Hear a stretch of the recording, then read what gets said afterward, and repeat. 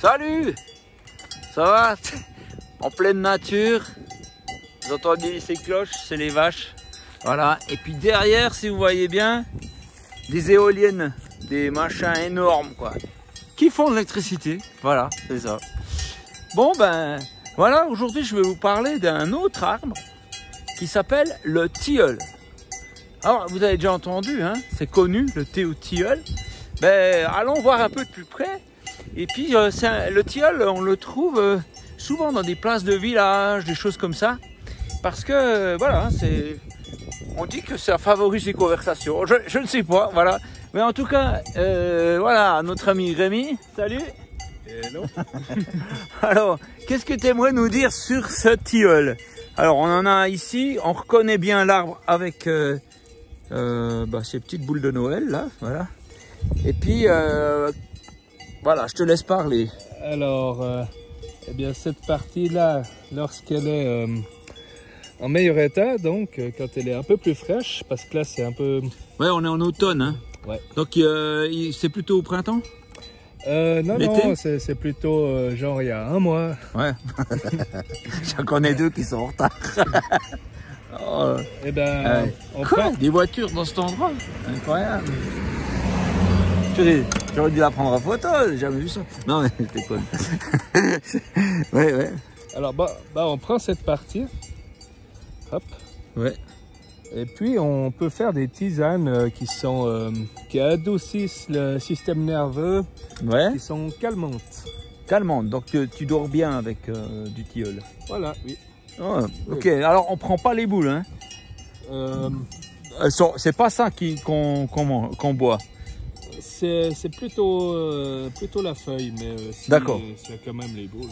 Ouais, c'est pas bien. Alors regardez, il y a encore un autre truc qu'on peut dire.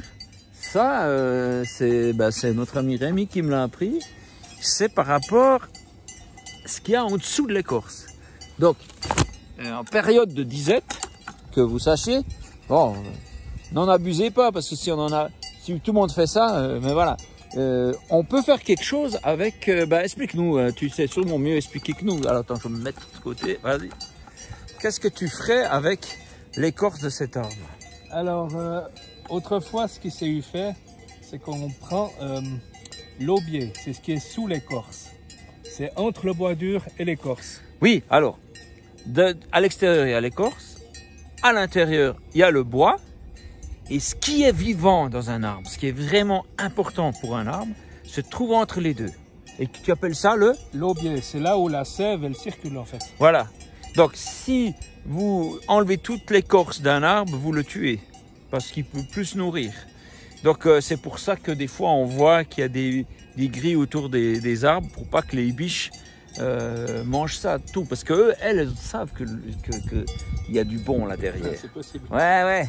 Alors du coup, tu dois couper une branche, peler l'écorce et puis tu prends l'aubier, puis tu fais quoi avec?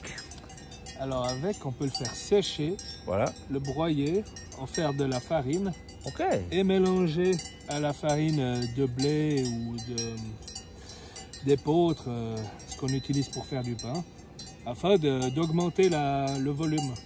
D'accord, mais est-ce qu'on gagne aussi quelque chose au niveau santé? Nutriments. Voilà.